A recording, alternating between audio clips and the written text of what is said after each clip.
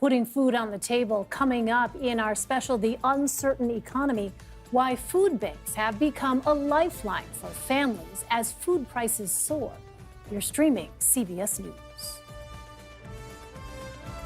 In our continuing Money Watch series on the uncertain economy, we've seen how inflation is forcing many Americans to tighten their budgets.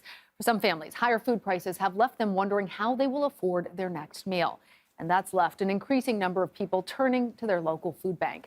I spent some time at one community center in Baltimore and witnessed how essential they are to their clients and some of the challenges they're facing. Here's a bag for you to put your items in. Even before the truck is fully unloaded, clients begin lining up to receive food at the community center, The Door in Baltimore. How many did I get? 6? You can get 6 today. The director of The Door, Temma Smith-Wilson, estimates that of the 100 people she sees in a day, about 600 mouths are fed. People coming through and they're just not getting for their families, but they might have a sister or a brother that they're getting a little bit extra for. We have a lot of freezers and refrigerators, but we never need to use them other than storing meats. After our distribution days, we've never had anything extra. What's over here? Crystal Jenkins is cooking for 5 people, including her youngest son, who's 9 years old. I feel blessed when I can come back with something and help me.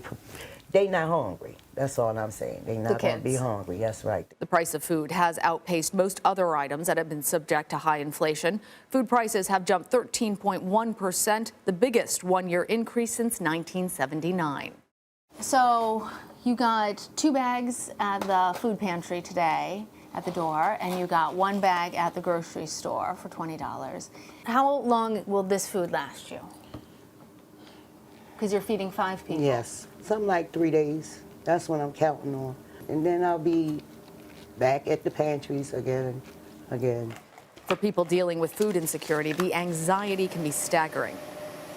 Amonrat Hedden, a single mother of 2 boys, has seen her income as a food server decrease as food costs rise. So I told my kid that we have to save more money, and then I even have to go to the grocery in the early morning, like 6, 7 in the morning, to get the cheap meat because they on sale cheap meat from yesterday, from the day before. A lot of energy is going into trying to figure out how to save and still provide for your family. Exactly. Yes, a lot everything in my brain. Like, okay, what I gonna do today? What I gonna cook? The problem is compounded. As more people are asking for help, resources are becoming even more scarce. We used to get 700 boxes to distribute to our organization, to the people in our community, and to other organizations. Right now, it's 100. You went from 700 to 100? Yes, to 100. But the number of people you're serving is increasing, yes. But we can't complain because something is better than nothing. Jerry Branch used to run a food bank, but the funding dried up and so did his income. As a senior citizen, he now finds himself a client in the food line. Was it hard for you to go to the other side of the table?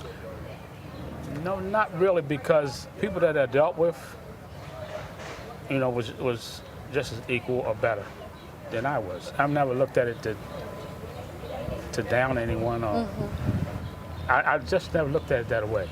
Are your Social Security checks enough? No. Because they're not keeping up with inflation. No. The rising cost of food forcing tough choices. Do you always have enough food? Yes, I pretty much always, thanks to the door, I always have enough food. Before that, we're struggling. When you were struggling to try and find food bank options for your family, did you go hungry?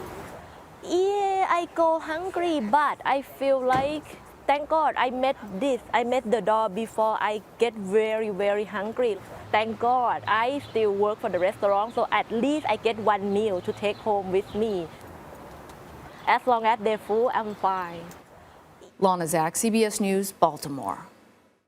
And Amonrat told me that she wouldn't eat that meal. She would bring it home to her kids. And in fact, 53 million Americans turn to food banks or community programs.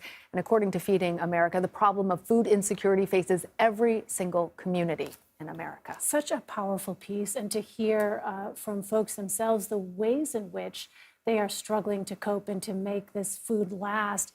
One of the other things that jumped out at me was to hear the director of The Door say that they used to get something like 700 boxes to distribute, and now it's only 100 boxes. Why is that? Down to 100 as they're facing more people asking them for help. Part of that's a supply chain issue. Part of that is that they are not getting the same federal resources that they were before during the pandemic. And then some of that is of the limited resources that they're getting, it costs so much more now to get food that they simply cannot provide enough. And at the same time, they are seeing an increased demand for meat, in particular, protein, that they say they never have enough of. But I have to tell you, Elaine, I was not prepared for the amount of optimism that I saw, that everybody I spoke with, they were just so grateful that this resource existed for them. They were so appreciative. Even the director of the door, you heard her in that piece say, you know, we don't have enough, but we are so grateful for what we have. It's just a reminder that food insecurity is an issue that continues to be with us. And